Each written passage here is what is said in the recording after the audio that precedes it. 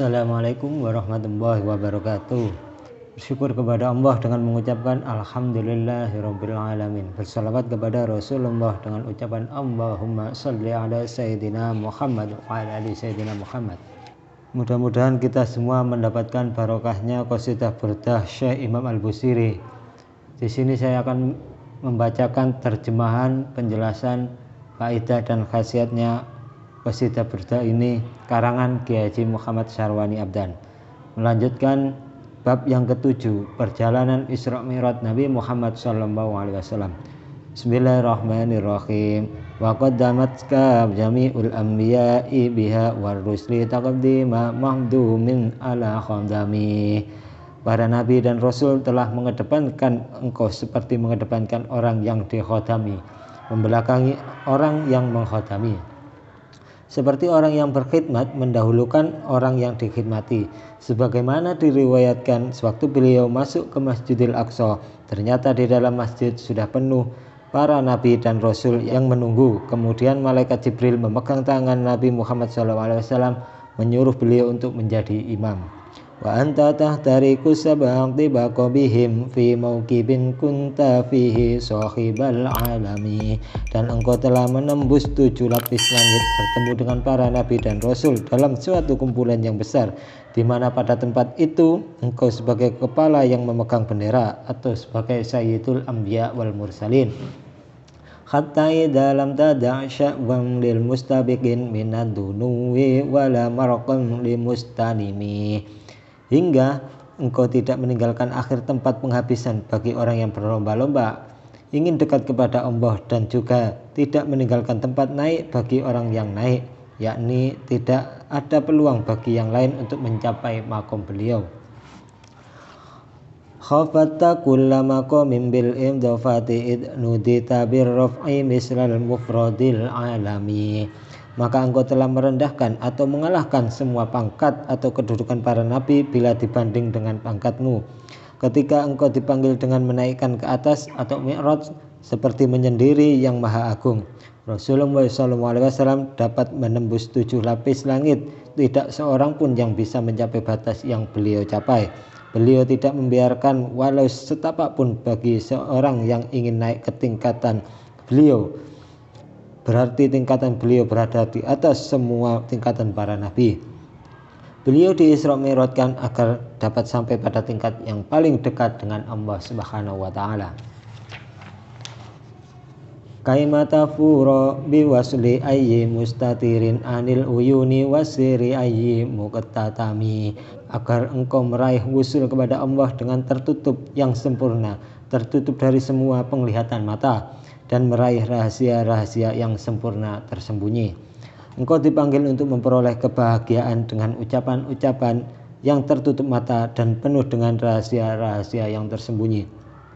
Di sini pengarang menerangkan tentang hikmah dan ilat di Isra Mi'rajkan adalah untuk menghasilkan wusul kepada Allah yang sempurna, tertutup dari penglihatan mata biasa, sehingga tidak ada satu mata pun daripada nabi yang dapat melihat tempat tersebut. Di tempat itulah beliau Nabi Muhammad SAW wusul kepada Allah dan dekat dengan zat Allah, melihat zat Allah yang mukhalafah lil hawadis, serta beliau munajah dan mendapatkan asrar atau rahasia yang tertutup pula. Sebagian ulama berpendapat bahwa Nabi melihat zat Allah dengan hatinya. Maksudnya Nabi Muhammad SAW ditambah ma'rifatnya lebih dari biasanya. Sebagian ulama yang lain mengatakan bahwa Nabi Muhammad SAW melihat zat Allah dengan kedua matanya.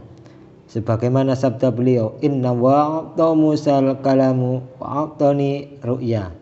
Bahwa Allah SWT telah memberi anugerah kepada Nabi Musa AS berupa kalam atau kemampuan untuk mendengar kalam Allah yang tidak berhuruf dan tidak bersuara. Dan aku diberi anugerah dapat melihat zat Allah SWT yang mukhalafah lil khawatis. Berarti Nabi melihat dengan matanya. Kalau dengan hati, maka para nabi dan wali banyak yang melihat zat Allah Subhanahu wa taala. Ulama lain berpendapat bahwa Nabi SAW melihat dengan mata dan hatinya. Jadi Nabi di Isra Mi'rajkan itu sampai kepada asrar yang tidak dapat dilihat oleh yang lainnya. Itu menunjukkan kepada mahabbah dan ma'rifatnya Nabi serta ketinggian derajat beliau. Fakhuzta kulla fakharin ghaira mushtarakin wa zuzta kulla maqamin ghaira muzdahami.